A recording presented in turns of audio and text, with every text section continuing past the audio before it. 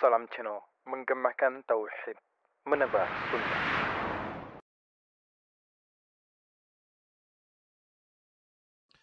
Bismillahirrahmanirrahim. Assalamualaikum warahmatullahi wabarakatuh.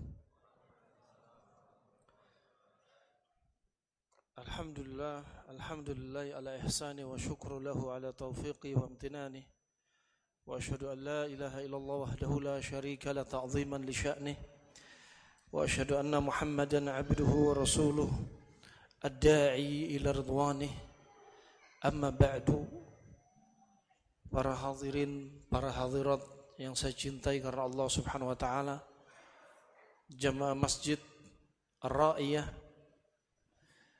Kompleks Kantor DPRD Palembang, kami haturkan pertama terima kasih kami jazakumullah khair kepada pihak DKM, juga pihak penggiat dakwah Al-Ghuraba, juga teman-teman kami dari Muslim Biker MBI chapter Palembang, ketua chapternya dan teman-teman semua dan hadirin hadirat, jazakumullah khair juga atas husnudzon Anda semua untuk menerima kami, untuk saling bertawasau bil haq wa tawasau bis sabr. Dan di kesempatan kali ini materi kajian tematik di kota ini dalam rangka ar-rihlah ad-da'wiyah ilallah min khilali at-tibb, safari dakwah di jalan Allah Subhanahu wa taala dalam bidang ilmu kesehatan. Karena ternyata bukan hanya kita belajar agama, belajar sehat pun juga penting. Jangan dipikir Al-Quran tidak berbicara tentang kesehatan. Jangan dipikir bahwasanya hadis Nabi SAW tidak pernah mengangkat topik tentang urusan sehat. Di dalam Al-Quran satu ayat ini kata Imam Suyuti dan sebagian ulama yang lainnya, separuh dari satu ayat ini, yaitu surat Al-A'raf ayat 31, ilmu kedokteran terkonsentrasi pada ayat ini. Wa kulu washrabu wa la tusrifu innahu la yuhibbul musrifin. Makanlah Anda, minumlah Anda, dan jangan berlebih-lebihan, karena Allah tidak menyukai orang-orang yang berlebih-lebihan.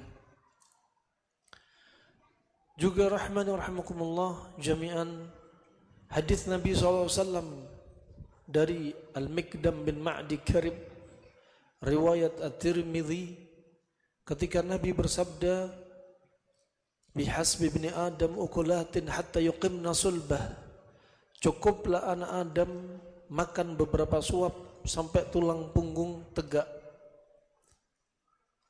Fa in kana la mahalah, kalau memang pengin nambah, fa thuluthun li ta'amih wa thuluthun li syarabih wa thuluthun li nafasih. Sepertiga untuk makanan, sepertiga minuman, sepertiga untuk nafas. Dokter Nasrani yang tinggal di zaman khilafah Harun ar-Rasyid sampai Al-Mutawakkil, dan dokter Nasrani ini berkhidmah di khilafah Harun ar-Rasyid. Setelah mendengar hadis Nabi ini, dia berkata, "Law ista'malan nas hadhil kalimah lamma saqamu wala maradu." Seandainya manusia menggunakan kalimat ini, mentadabburi kalimat ini, niscaya manusia tidak akan sakit atau jarang sakit. Wala ta'attalat al-mustashfayat was-saydaliyat wad-dakakin, dan akan bangkrutlah rumah sakit, toko-toko obat dan apotek-apotek. ini dokter Nasrani yang berwasiat setelah mendengar hadis Nabi SAW.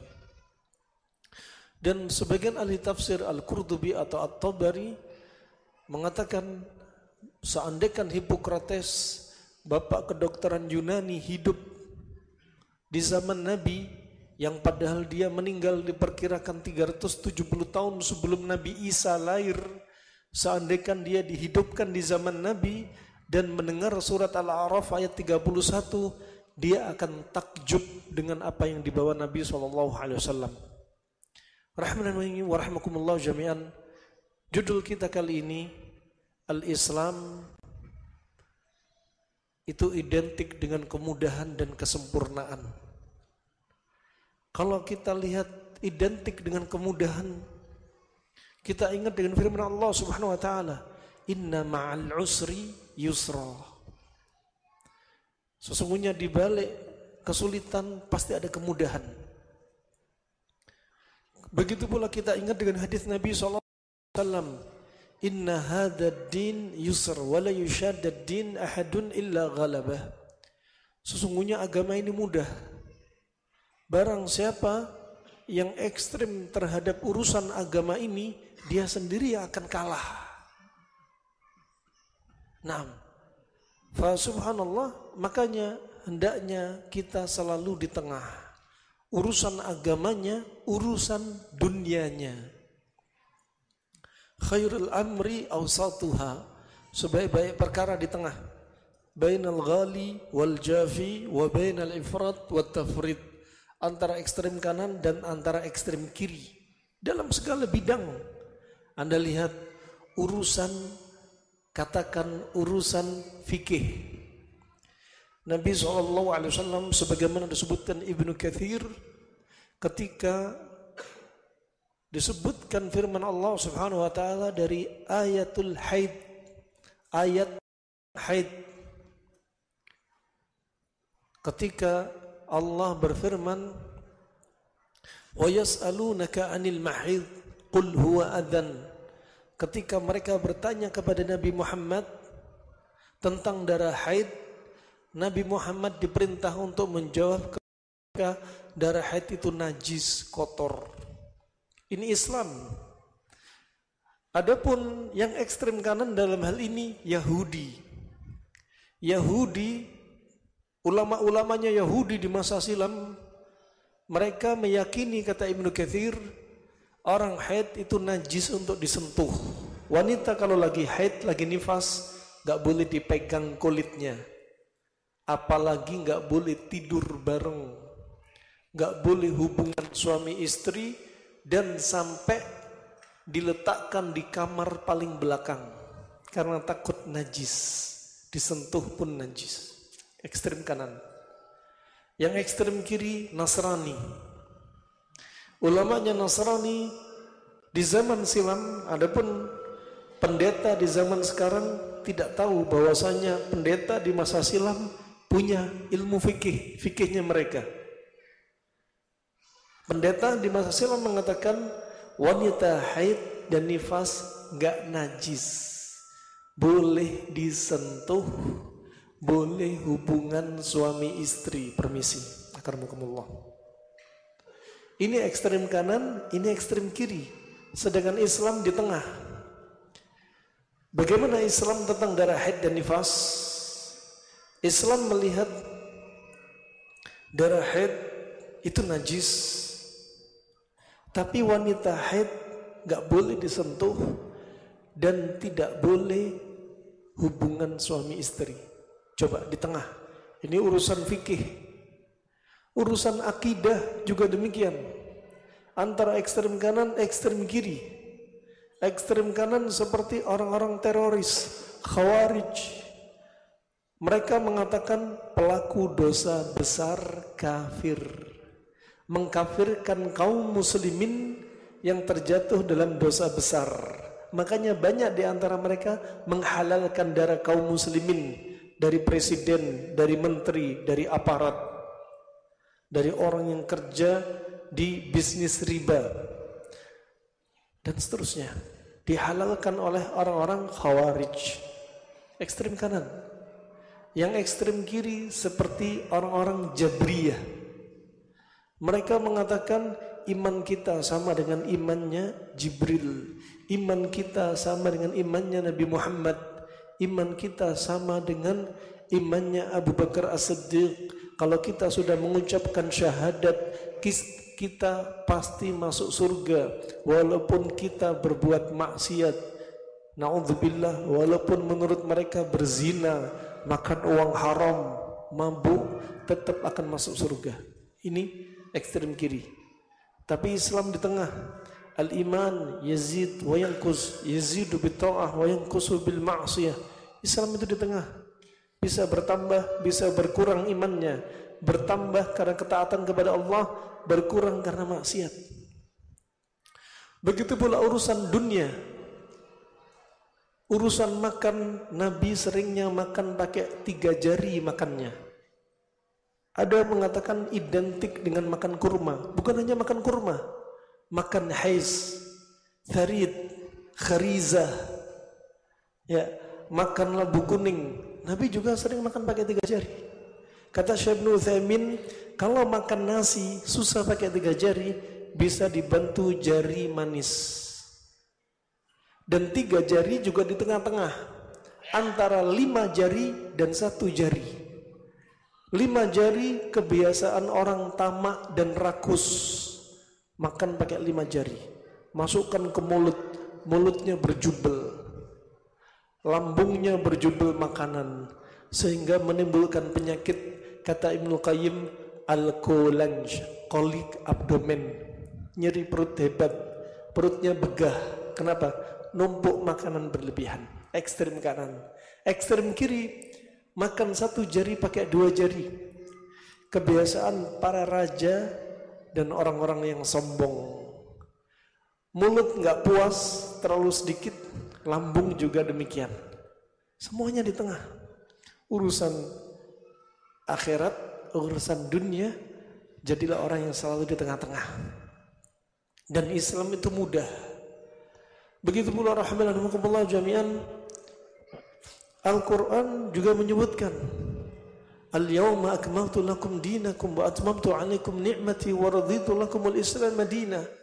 Sebagaimana dalam riwayat Imam Bukhari, riwayat Imam Muslim, ketika Umar bin Khattab didatangi seorang laki-laki Yahudi yang dia berkata, "Ya Amirul Mukminin, wahai Amirul Mukminin, innakum taqra'una ayatan fi kitabikum law alaina ma'syaral yahud nazalat lattakhadna dhalikal yawm 'idan." Wahai Amirul Mukminin, kalian sering membaca satu ayat dalam kitab kalian, kitab Al-Quran. Seandainya satu ayat ini turun kepada orang-orang Yahudi, niscaya ayat ini akan kami jadikan hari Id, hari yang dirayakan. Kemudian berkata Umar bin Khattab, "Ayyu ayatin hi?" Ayat apa itu? Berkatalah orang Yahudi ini, "Al-yawma akmaltu lakum dinakum wa atmamtu alaikum ni'mati wa raditu lakumul Islam madinah." Bahwasanya agama ini sudah disempurnakan oleh Allah Subhanahu wa taala, sudah sempurna. Termasuk menurut Ibnu Muflih, sempurnanya Islam ini di antaranya masuk juga ilmu dari cabang-cabang ilmu yang dibawa Nabi, termasuk ilmu tibbun nabawi. Tibbun nabawi masuk konteks ayat al-yawma akmaltu lakum dinakum. Berarti hadis-hadis tentang ilmu pengobatan yang sahih dari Nabi SAW termasuk ilmu syar'i. Dan dia masuk kategori ilmu syar'i dan termasuk wujud dari kesempurnaan Islam. Maka Islam sudah sempurna dan Islam itu mudah. Kemudian rahmanakumullah jami'an, dari safari dakwah ini kami ingin memisalkan mentadabburi tubuh Anda, tubuh kita semua, sebagaimana sebenarnya dianjurkan oleh Allah Subhanahu wa taala dalam surat Adz-Dzariyat ayat 20-21, wa fil ardi ayatun lil muqinin wa fi anfusikum afala tubsirun. Dan di bumi Allah jadikan tanda-tanda kekuasaan Allah bagi orang-orang yang yakin. Pada diri Anda, Allah jadikan pada diri Anda untuk dijadikan bahan tadabbur. Lihatlah diri Anda. Di bumi Allah ciptakan udara, Allah ciptakan tanaman, Allah ciptakan minuman, Allah ciptakan hewan, Allah ciptakan bebatuan, Allah ciptakan tanah, Allah ciptakan sekian banyak jenis tanaman, jenis hewan. Dan itu tanda-tanda bagi orang yang yakin. Ada saatnya nikmat Allah rubah menjadi nikmah. Yang tadinya nikmat diganti menjadi bencana, musibah, banjir, gempa bumi, angin puting beliung. Itu semuanya tanda kekuasaan Allah. Dan lihat pada diri Anda hendaknya tadabburi diri Anda. Kalau ada di antara Anda sakit, tadabburi. Gara-gara makan apa Anda sakit? Gara-gara cuaca yang kayak apa Anda sakit? Tadabburi diri Anda. Ada antara tadabburi diri Anda apa? Falyanzuril insanu ila ta'amih. Maka manusia hendaknya melihat makanan dia makan. Bukan hanya dari sisi makanan ini halal atau haram. Lihat, gara-gara makan apa? Kebanyakan makan apa? Tadabburi. Fa ini rahmanakumullah jami'an. Begitu pula kalau Anda sakit, Anda gara-gara makan suatu makanan, penawar penyakit Anda juga ada di sekitar Anda. Gak perlu mengimpor obat dari luar negeri. Penyakit Anda ada di negeri Anda, cuacanya sesuai di negeri Anda. Sering dijadikan, Anda lihat, Allah jadikan penyakit, Allah jadikan obat. Allah tidak akan turunkan penyakit kecuali Allah turunkan obatnya. Nah, dan semua penyakit pasti ada obatnya. Kalau sudah obat cocok sama penyakit, akan sembuh dengan izin Allah. Likulli da'in dawa wa idza usiba dawa da'i bara'a bi'idznillah. Kita harus yakin hadis ini. Kalau manusia sudah enggak yakin, padahal konsepnya mudah. Anda sedang dikasih apa? Jelas-jelas ini nutrisi, minuman segar untuk diri Anda. Minuman segar berapa? Ilmu qala Allah wa qala Rasulullah. Seperti onta, di atas punggung onta bawa bahan makanan, bawa air. Tapi sebagian manusia membunuh onta, gak memanfaatkan air dan minuman. Demikian umat Islam banyak meninggal karena makan terlalu banyak. Meninggal karena stres, gundah gulana. Dipenuhi hati dengan dendam. Obatnya apa? Qala Allah, qala Rasulullah. Al-Quran jadi obat. Doa yang diajarkan Nabi jadi obat. Ada obat-obat yang thabit seperti nyeri pinggang yang disebutkan isyalgia, irqun nasa, obatnya pakai ekor kambing. Tapi manusia gak mau baca, gak mau mengambil ilmu dari apa yang disampaikan Nabi SAW. Perkara yang mudah jadinya susah. Kenapa? Karena kita pertama gak yakin dengan agama kita sendiri. Dengan dalil yang dibawa Nabi SAW. Dianggap semuanya gak masuk akal, gak ilmiah. Mereka mau menerima apa yang datang dari Nabi kalau ilmiah saja. Masa ekor kambing bisa untuk nyeri pinggang isyalgia? Padahal wahyu, hadis dari Anas bin Malik, riwayat Ibnu Majah, riwayat Imam Ahmad dengan sanad yang sahih, disahihkan oleh Syekh Muqbil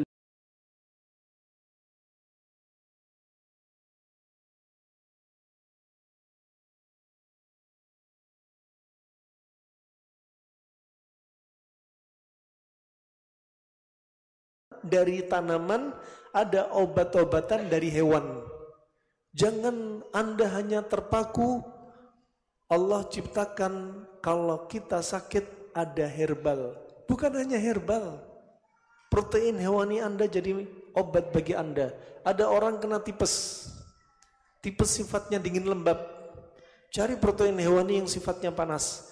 Bikinkan orang tipes sop ayam jago. Udah jadi obat.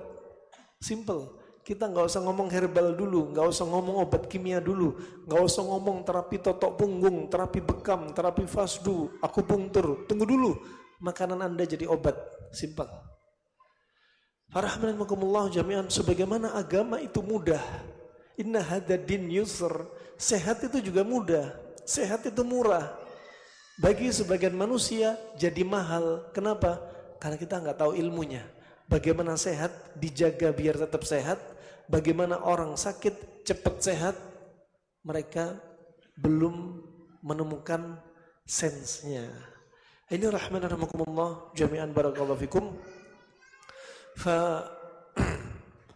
Sekarang setelah kita tadabburi surat Adz-Dzariyat 21, kita tadabburi surat Fussilat. Ketika Allah berfirman, sanurihim ayatina fil afaqi wa fi anfusihim hatta yatabayyana lahum annahul haqq. Kami akan pertontonkan tanda-tanda kekuasaan kami di wilayah bumi ini, ya, dan pada diri kalian sampai kalian meyakini Al-Quran itu jelas, gamblang, Al-Quran itu Al-Haq. Coba Allah pertontonkan bumi dari ciptaannya. Kemudian apa? Tadabburi diri kita. Ini ada rahasia besar. Allah ciptakan di luar diri kita dari bumi ini. Allah ciptakan tubuh kita. Lihat diri kita kenapa? Dengan apa kita sehat? Gara-gara apa kita sakit? Kenapa Allah jadikan bencana, musibah? Lihat diri kita. Nah, kadang Allah ciptakan, Anda perhatikan, Allah jadikan likuifaksi, tsunami, gempa bumi, banjir, angin puting beliung. Mereka mikirnya hanya dunia. Oh, ini karena proses alam. Oh, pergeseran lapisan bumi. Tapi mereka nggak mikir siapa yang geser lapisan bumi, bukanlah Allah memerintah malaikatnya. Ya, di Amerika kebakaran, ya. Kenapa mereka hanya bilang ini makarnya orang mau membuat mall yang besar, ini makar. Kenapa nggak bilang Allah lah yang mengirim malaikat untuk membakar tempat tersebut? Kadang manusia hanya dunia dan dunia. Anamnesanya dunia. Kenapa nggak dia anamnesa diniyah, ukhrawiyah? Kadang kita sakit, oh saya sakit karena bakteri, virus, karena numpuk racun. Kenapa nggak mikir kita sakit nih karena dosa kita? Ini rahmanakumullah jami'an yang perlu kita tadabburi. Kenapa? Kesehatan kita akan dihisab di padang mahsyar nanti. Kita akan ditanya, inna awwala ma yus'alu anhu al-'abd yaumal qiyamah alam nusihha laka jismak wa nurwika minal ma'il barid. Sesungguhnya di yaumul qiyamah, di antara pertanyaan yang pertama kali ditanya kepada kita, bukankah telah kujadikan pada diri kalian tubuh yang sehat? Diri kita, tubuhnya sehat, Allah ciptakan sehat. Kalau kita sering sakit, ditanya nanti yaumul qiyamah. Nah, thumma latus'alunna yawma idzin 'anil na'im. Dan nanti kemudian hari Anda akan ditanya tentang nikmat. Bukan hanya nikmat harta, waktu luang, tapi nikmat sehat Anda akan ditanya juga. Ini rahmani wa rahmakumullah jami'an. Sekarang kita ingin tadabburi. Wabil mithal yattadhih al-maqal. Dengan misal Anda akan semakin jelas dari apa yang saya ucapkan. Ketika kami sebutkan ayat tadi, tadabburi diri Anda. Yuk tadabburi diri kita. Disiapkan di muka bumi ini obat-obat, makanan, minuman, protein hewani, nabati, juga untuk tubuh kita jadi obat. Kita ambilkan misal seperti judul sebelumnya, motormu adalah replika tubuhmu. Ini materi bukan hanya khusus untuk laki-laki, ibu-ibu juga. Manusia menciptakan motor sebenarnya mengambil organ tubuh manusia diaplikasikan ke motor. Pesawat bisa terbang, mengambil replika burung kok bisa terbang. Motor Vespa dijadikan model seperti itu, lihat burung angsa. Mereka terinspirasi dari hewan. Mereka mentadaburi hewan, mereka menciptakan ciptaan manusia. Dalam hal ini ciptaan yang gak punya nyawa, gak punya ruh, kendaraan mereka.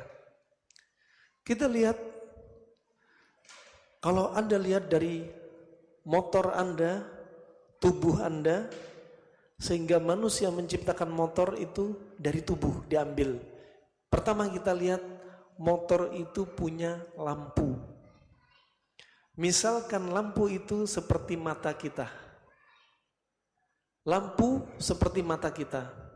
Lampu ini butuh kabel.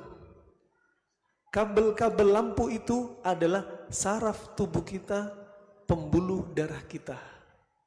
Ada saatnya lampu di motor bakal redup. Ketika kapan? Ketika pertama listriknya terlalu besar, kemudian lama-lama bakal redup dan bakal mati. Demikian mata kita. Ada saatnya listrik kita terlalu besar. Listrik kita disimpan di ginjal kita. Di motor itu seperti busi. Busi fungsinya seperti ginjal. Dia tempat pengapian.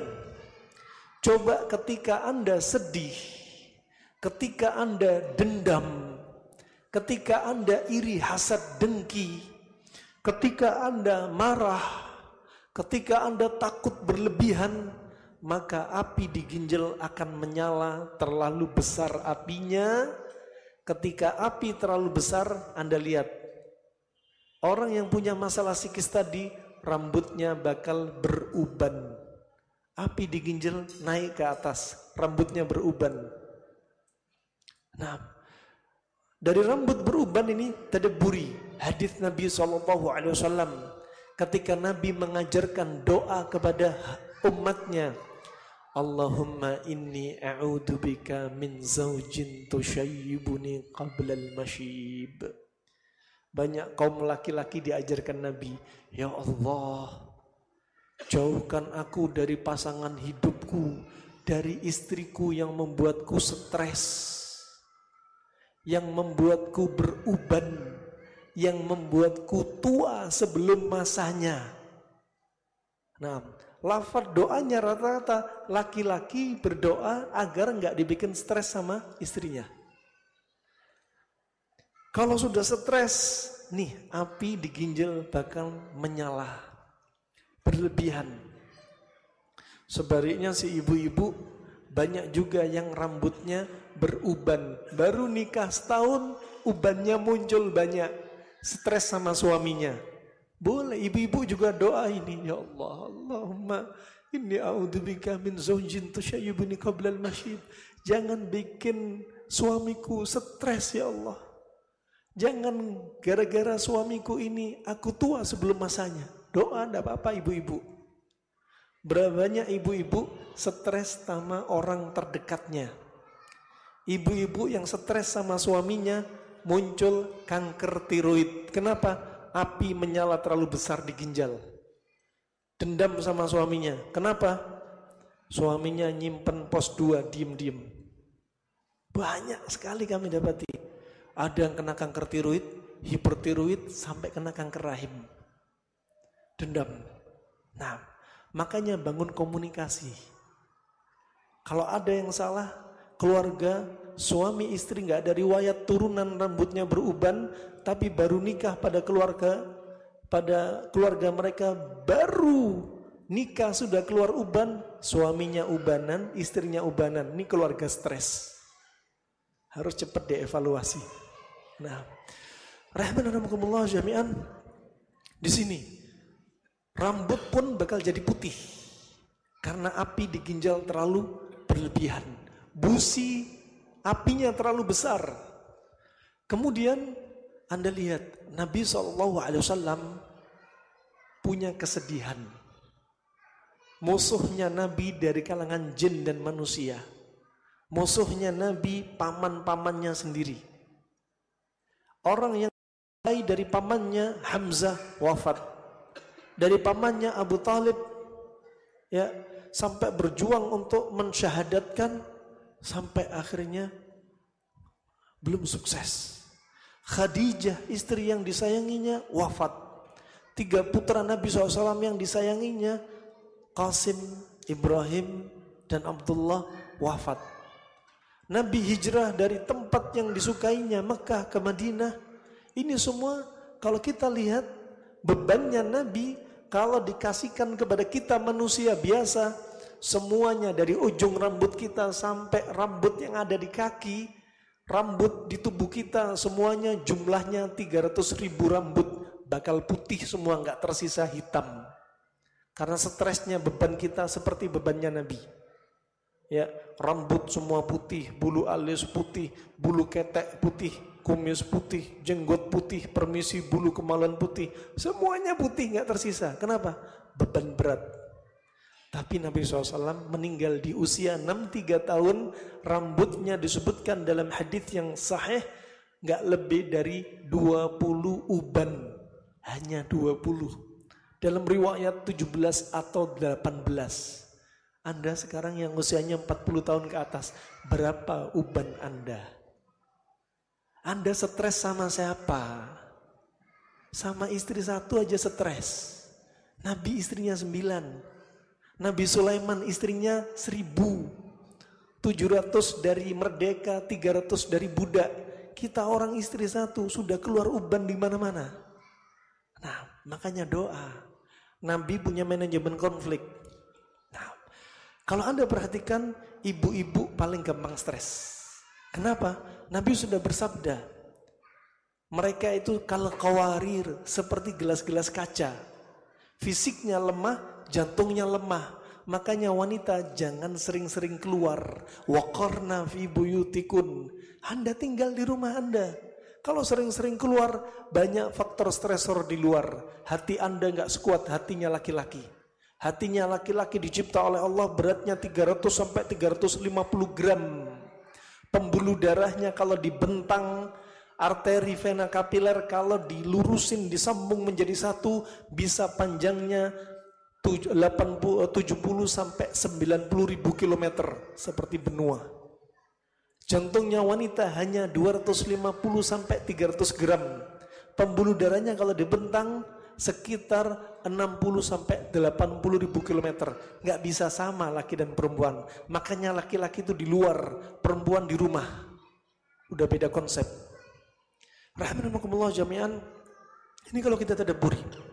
Nah, berikutnya Anda perhatikan hadis Nabi Allah Subhanahu wa taala ketika berfirman dalam surat Yusuf ayat 84. وَبْيَضَّتْ عَيْنَاهُ مِنَ الْحُزْنِ فَهُوَ كَظِيمٌ. Dan kedua mata Nabi Yakub buta memutih karena sedih, karena marah. Coba, Nabi Yakub alaihissalam, para nabi kalau sakit bukan karena dosa. Nabi Ayub 18 tahun sakit gatel, benjol-benjol sekujur tubuhnya, sampai mengeluarkan aroma. Sampai orang di sekitarnya meninggalkan Nabi Ayub 18 tahun, bukan berarti karena dosa Nabi Ayub. Bukan karena Nabi Yakub buta karena dosa. Nabi Yunus alaihissalam sakit setelah dimuntahkan ikan paus, bukan karena dosa. Tapi kenapa? Untuk mengangkat derajat mereka. Lain sama kita orang. Kita sakit kebanyakannya karena dosa kita. Jangan dipikir kita berbuat dosa gak dikasih balasan sama Allah. Alhamdulillah, berarti Allah sudah ampuni aku. Berarti Allah sudah melupakan diriku. Berarti dosaku masih ringan di sisi Allah. Jangan merasa aman dari makar Allah. Dari hadis riwayat yang disebutkan Abdullah bin Ahmad, disebutkan dari bapaknya yaitu Imam Ahmad, dinukilkan dari ucapan Muhammad ibn Sirin dengan sanad yang sahih, rijaluhu thiqat. Muhammad ibn Sirin berkata, inni la a'rifu ghamman usibtuhu illa bidhanbi fa'altuhu 40 sanatan. Aku tidak mengetahui gundah gulana di hatiku yang kurasa ini kecuali karena dosaku yang kulakukan 40 tahun lalu. Bayangin. Nah, Allah gak akan melupakan dosa kita. Ya, ada saatnya kita merasa satu penyakit musibah ternyata karena dosa kita berapa tahun lalu. Allah ingatkan melalui penyakit yang menimpa diri kita. Rahmanakumullah jami'an. Demikian Nabi Yakub alaihissalam kedua matanya buta, memutih. Kenapa? Sedih dan marah. Sedih berpisah dengan Nabi Yusuf putra tersayangnya sekitar 30 tahun lebih. Buta dikatakan muqatil sekitar 6 tahun. Dan beliau marah dengan saudara-saudara Nabi Yusuf yang mencelakakannya. Dan yang ketiga, beliau panik. Makanya setiap malam Nabi Yakub sambil keliling di kota-kota sambil memanggil Nabi Yusuf, "Ya Yusuf, ya Yusuf." Dijulukilah Nabi Yakub Israel. Apa artinya Israel? Isr dan il. Isr artinya yang melakukan perjalanan, il malam. Julukan untuk Nabi Yakub. Ada yang mengatakan Isr itu abd, artinya hamba. Il diambil dari kata ilah, berarti Abdullah. Jadi jangan juluki orang Yahudi orang Israel. Salah. Karena Israel julukan untuk Nabi Yakub alaihissalam. Juluki Yahudi, Yahudi. Jangan bilang orang Israel, tapi mereka Banu Israel. Rahmanakumullah jami'an. Gara-gara tiga yang tersimpan di dalamnya hati Nabi Yakub matanya buta, memutih. Karena apa? Sedih. Orang sedih, orang marah, orang panik, ginjalnya panas, berlebihan. Adapun dokter modern di zaman sekarang meneliti ayat ini apa rahasianya. Ternyata ketika orang sedih, panik, marah, dalam waktu yang berkepanjangan, adrenalin naik, kortisol naik, tensi bakal naik, lambung ikut naik, histamin naik. Orang sedih, marah, panik, sekujur tubuhnya bisa sakit, nyeri, ambeien, pusing, pegelinu. Ternyata apa? Gara-gara sedih tadi. Kemudian kalau ini semua naik, akan turunlah dopamin, hormon kesenangan turun. Turunlah insulin, gula darah naik. Ketika gula darah naik, terjadilah kencing manis gara-gara sedih. Berikutnya terjadilah kronologi terakhirnya katarak diabetik. Kedua matanya buta, memutih karena kena katarak. Nah ini, lampunya motor bakal redup setelah api terlalu tinggi. Kepanasan. Demikian mata kita bisa kena katarak. Nah, bisa kena katarak. Farahmanakumullah jami'an. Ini terkait lampu pada motor. Kemudian Anda perhatikan, setelah lampu, Anda perhatikan di sana ada sein kanan, ada sein kiri. Ada sein kanan, ada sein kiri. Anda lihat telinga Anda juga berfungsi. Ada saatnya pendengaran ini akan berkurang. Sama, ginjal juga berpengaruh. Ketika api ini sudah redup, karena kebanyakan api yang dibuang, dia mengecil apinya, maka pendengaran pun akan mulai berkurang. Ya, busi atau ginjal ketika apinya banyak dibuang, maka apinya akan redup. Ketika redup, asupan api untuk karburator akan lemah. Asupan api untuk jantung kita seperti karburator. Asupan apinya kecil, pemantiknya kecil, sehingga hentakan darah ke seluruh tubuh bakal lemah. Ketika hentakan jantung, kenapa Allah ciptakan jantung di sebelah kiri? Kenapa Allah ciptakan jantung di tengah, gak di belakang kepala? Semua ada hikmahnya. Jantung di tengah, posisi paling strategis. Untuk darah ke atas, darah disebarin ke bawah. Jantung di kiri, makanya sunnahnya tidur itu miring kanan, jangan miring kiri. Kalau tidur miring kiri, jantung ketekan paru-paru, jadinya deep sleep, susah untuk bangun sholat malam. Makanya tidur miring kanan, biar jantung gak ketekan, biar lambung searah dengan liver, sehingga sisa makanan bisa masuk. Dan kemudian dia bisa gampang bangun untuk menegakkan sholat malam. Jami'an, jantung ini kalau apinya kecil dari ginjal, maka pemantiknya kecil, asupan hentakan jantung dengan api kecil untuk menyebarkan darah, menyebarkan bensinnya untuk memberikan pengapian lemah. Ketika ke arah atas lemah, lihat matanya jadi kabur. Gara-gara apa? Sedih, dendam, panik, iri, hasad, dengki.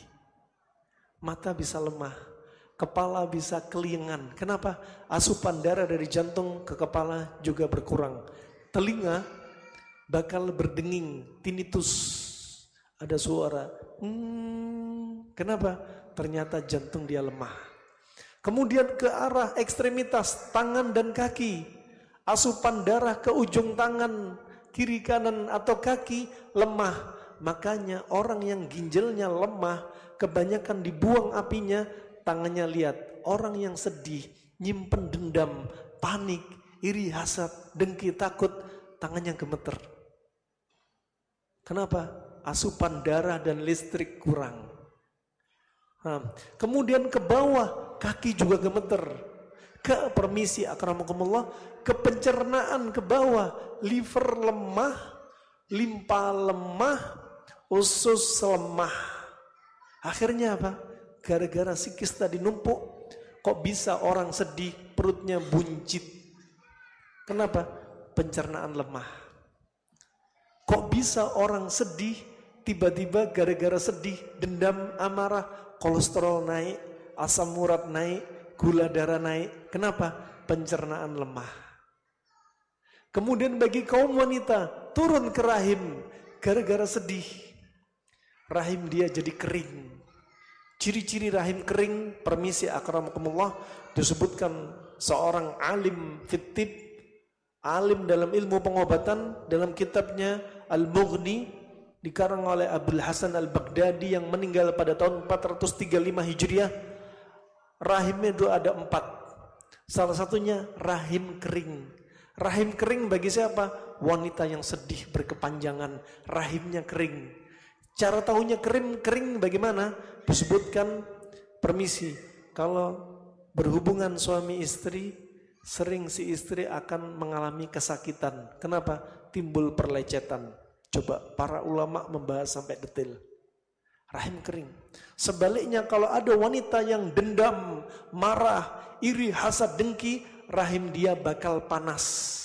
Ciri-ciri rahim panas, permisi akramakumullah, bulu kemaluannya lebih banyak dan lebih tebal. Kedua, ketika haid bisa lebih dari 14 hari. Ketiga, darahnya encer, hitam, berlebihan. Dan keempat, permisi, kalau pasangan hidupnya mendatangi dia akan merasakan suasana yang sangat panas. Sudah rahimnya panas, punya masalah psikis seperti demikian, makanannya panas-panas tambah jadi. Kalau hamil, potensi keguguran. Kenapa? Dinding rahimnya tipis. Adapun orang yang rahimnya dingin, kemungkinan dinding rahimnya bakal tebal, penebalan dinding rahimnya. Rahimahumullah jami'an. Ini tadabburi. Berikutnya bagi kaum lelaki, kalau turun ke bawah, laki-laki yang stres berkepanjangan, kami dapati kasus sampai datang bapak-bapak stres sama istrinya, kena stroke. Cerita lagi berapa tahun kemudian, permisi, ketika keluar air maninya seperti kerikil, gak ada lembab-lembabnya. Kenapa? Kering, gara-gara kelembapan hilang, gara-gara panas yang berlebihan. Ini tadabburi semua.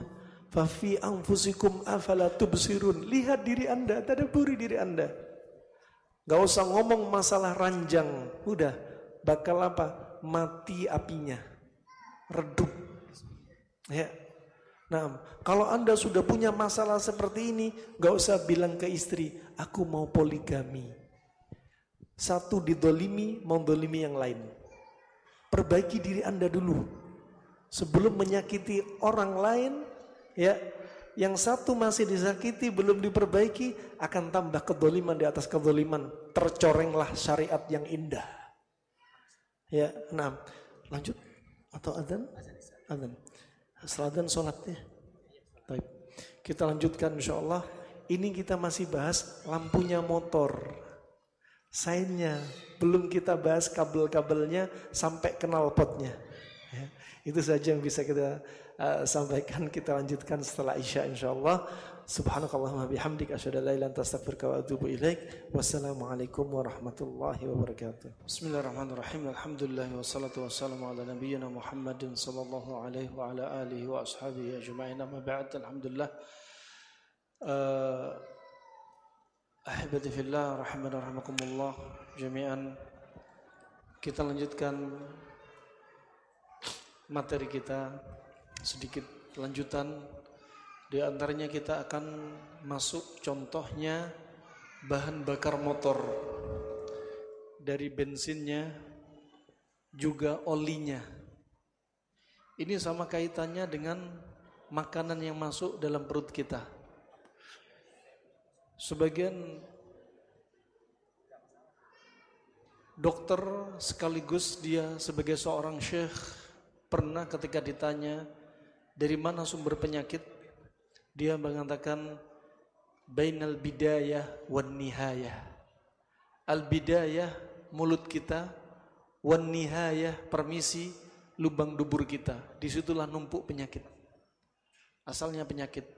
Makanya Anda pilihkan bahan bakar motor yang terbaik untuk Anda, oli yang terbaik untuk Anda. Contoh permisalan. Wabil mithal yattadhih al-maqal. Biar kita faham. Kadang orang menyombongkan dirinya. Usia masih muda dengan orang yang sudah sepuh. Dipikir orang tua pasti banyak penyakitnya. Dan anak muda tertipu dengan usianya.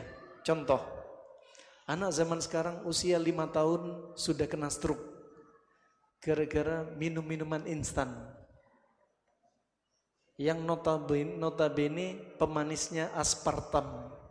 Ternyata kata dokter spesialis anak, aspartam berdampak penyempitan pembuluh darah di otak.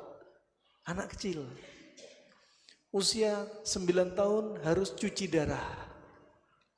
Kebanyakan makan minuman instan, dalam hitungan 9 bulan cuci darah. Nah, bayangin. Anak 9 tahun kena kanker nasofaring. Ada yang anak 9 tahun dia lumpuh parah, lumpuh total. Ada yang jantungnya bocor. Ada yang di bawah 10 tahun kena kencing manis. Di sini berarti kalau Anda lihat al-ibrah yang bisa diambil bukan tua-tua atau muda-muda, tapi apa? Bahan bakar yang masuk. Contoh kalau motor, ini ada motor tahun 2024. Yang ini ada motor, katakan tadi ada Yamaha 650 cc, Allah yubarik. Ya, tahun 84. Tapi Masya Allah, mesinnya Allah yubarik, semoga Allah berkahi. Awet. Kenapa? Karena bahan bakarnya dijaga, olinya dijaga, perawatannya dijaga. Sebaliknya motor 2024, bahan bakar asal-asalan, olinya oli afkiran.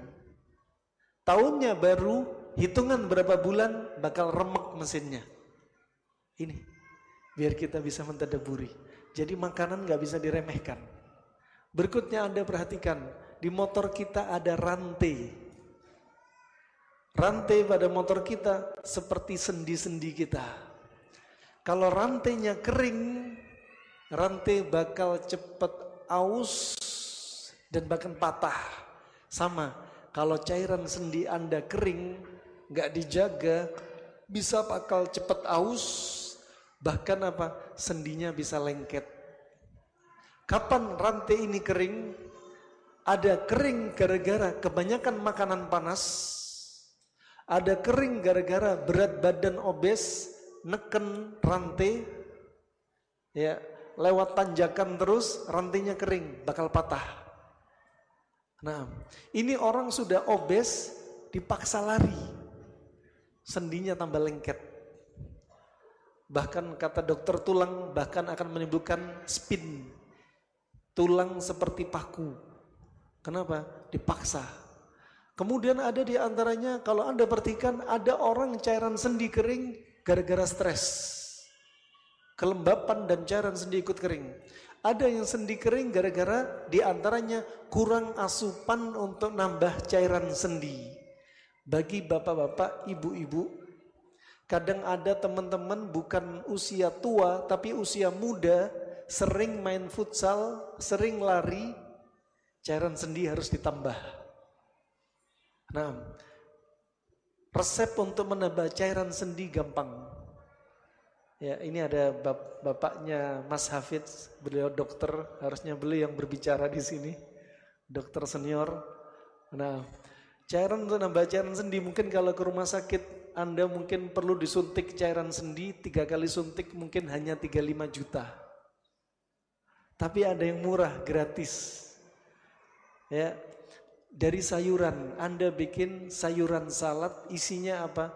Lobak putih, tomat, wortel, timun, sawi putih, ya, ditambahi seasonnya minyak zaitun, tambahi merica, garam, ditambahi cabai dikit, ditambahi lemon, udah makan sama protein hewani. Hitungan 4 hari, 7 hari dengan izin Allah, cairan sendi Anda akan bertambah. Obat gratis. Tadaburi, di luar diri kita ada ciptaan Allah. Sayur-sayuran bisa nambah cairan sendi. Makanya rantai dikasih cairan, oli. Sendi kita ditambah cairan sinovialnya. Demikian rahman dan rahmakumullah jami'an. Ada saatnya ketika kita naik motor, kita lewat kabut, kita punya lampu tembak. Kita punya hazard. Kadang dihidupin lampu tembaknya. Hidupin dalam jangka panjang. Ada saatnya ketika tanjakan, lampu semuanya hidup, akan ada saatnya kabel itu stres. Stres pada kabel motor Anda.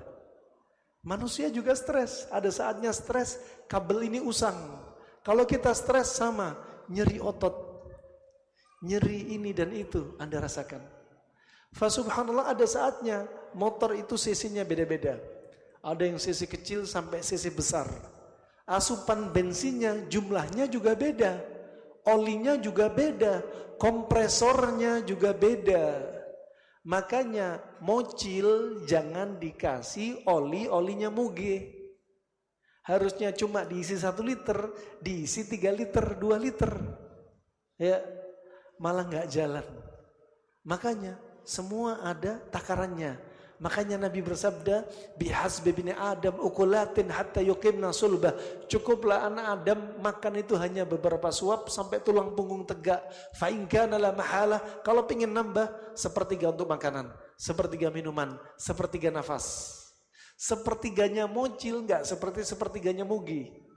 Nah, perut kita beda-beda. Usia anak sama orang dewasa beda-beda. Pernah Syekh Albani waktu itu sedang makan. Ketika makan, dia makan Masya Allah lahap. Murid-muridnya bertanya, ya Syekh, katanya 1/3 untuk makanan, kamu kok makan banyak banget ya Syekh? Kata Syekh Albani, iya, 1/3 perutku lebih besar daripada 1/3 perut kamu. Rahimahullah, jangan gak bisa disamakan. Nah, maka semua ada porsinya. Kemudian Anda lihat, di motor kita ada sok-soknya, ada sendi-sendinya. Kemudian kita juga punya yang namanya permisi, punya organ yang namanya bokong. Ya, di motor ada jok. Empuk-empuknya jok juga demikian dimisalkan. Shock juga demikian. Shock kepada motor juga sendi Anda juga demikian. Ligamen-ligamen, otot-otot pada sendi Anda juga demikian.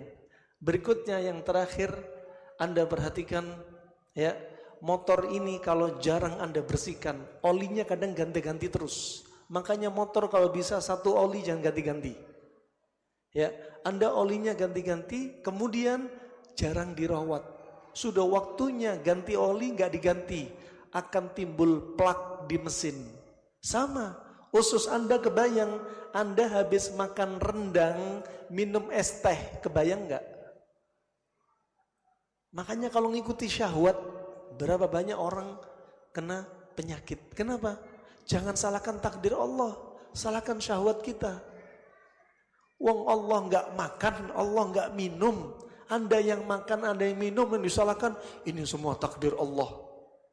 Ini kurang adab sama Allah Subhanahu wa taala. Padahal Allah berfirman, "Ma asabaka min hasanatin famin Allah, wa ma asabaka min sayyi'atin famin nafsik." Kalau Anda dapat nikmat, nisbatkan kepada Allah. Kalau Anda dapat malapetaka, bencana, penyakit, nisbatkan pada diri Anda sendiri. Diri Anda sendiri yang bikin sakit. Takdir ada di tangan Allah, tapi Anda menyerumuskan diri pada sebab. Sebab apa? Makanan Anda. Nah, ini termasuk adab. Wa ma asabakum min musibatin fabima kasabat aydikum wa ya'fu an katsir. Diri kita lah yang menyebabkan sakit. Ini rahmani rahimakumullah jami'an. Kemudian ada saatnya knalpot ini berbet. Karburator bermasalah. Terkait usus kita, berapa banyak orang permisi dalam 1 jam perutnya bisa buang angin berapa puluh kali. Kalau sudah buang angin terus, sendawa terus, akan diikuti pusing. Kenapa? Menunjukkan banyak gas di perut. Gas di perut ini kalau teorinya Al-Hafidz Ibnu Hajar akan menyebabkan pusing, sakit mata, hidung pilek, suara ngorok, nyeri tenggorokan, infeksi pada paru-paru, dan nyeri pada jantung.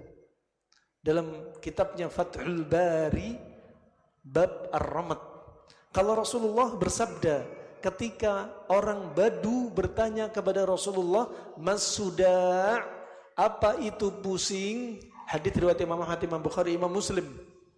Kemudian Nabi menjawab, pusing adalah rihun ya'taridu fir ra's wa yadribu al-asab.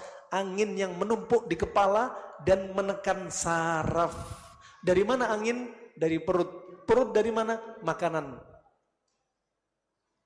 Perut asapnya, uapnya naik ke kepala. Ima naik dari pencernaan, ima naik lewat pembuluh darah yang sudah menyerap gas-gas dalam perut, naik ke kepala, jadilah pusing. Disebutkan Asyuti, ulama yang meninggal pada tahun 911 Hijriah, pusing ada 20 jenis. Dokter saraf juga menyebutkan pusing ada 20 jenis. Adapun pusing yang disebutkan Nabi salah satu dari 20 jenis, yaitu pusing yang disebutkan dari bahasanya wahyu. Pusing adalah angin numpuk di kepala dan menekan saraf. Nabi pernah pusing ketika Nabi berihram. Nabi langsung minta dibekam di kepalanya. Kenapa? Untuk mengeluarkan uap yang ada di kepala, yang terjebak di kepala. Makanya Imam Al-Bukhari membuat judul bab al-hijamah fir ra's minasyaqiqah atau minasuda'. Bab Nabi pernah minta dibekam di kepalanya gara-gara pusing atau migren. Syaqiqah itu sudah nisfi, pusing separuh. Nah, ini diantaranya rahmatullah, tadabburi. Kalau Anda sudah banyak uap, kembung, kentut, permisi, pusing, pegelinu, ya, suara ngorok, ciri-ciri diantara apa? Tubuh Anda perlu didetoks. Tubuh kita perlu didetoks. Nah, karena numpuk. Dari mana gas tadi? Sering kombinasi makanan satu sifat. Panas ketemu panas. Contoh, sering makan nasi sama ayam. Panas ketemu panas, akan timbul uap panas. Kemudian kebiasaan sambil makan sambil minum, habis makan langsung minum. Kemudian kebiasaan makan malam. Ya, terutama makan lebih dari jam 8 malam ke atas. Kenapa? Pencernaan istirahat. Kalau pencernaan istirahat berarti gak maksimal dicerna di perut. Sebagian makanan berarti gak tercerna dan bakal menimbulkan gas, pembusukan. Bangun tidur sering hidungnya meler. Bangun tidur matanya sembab kucek-kucek. Bangun tidur bersin-bersin. Bangun tidur badannya meriang. Bangun tidur sering buang angin dan sendawa. Ciri-ciri kita lah yang perlu mengoreksi diri kita. Sampai di sini apa yang kami sampaikan, ya, dari lampu sampai knalpot sudah kita bahas. Selanjutnya kita ke sesi tanya jawab. Tafadhal barakallahu fikum.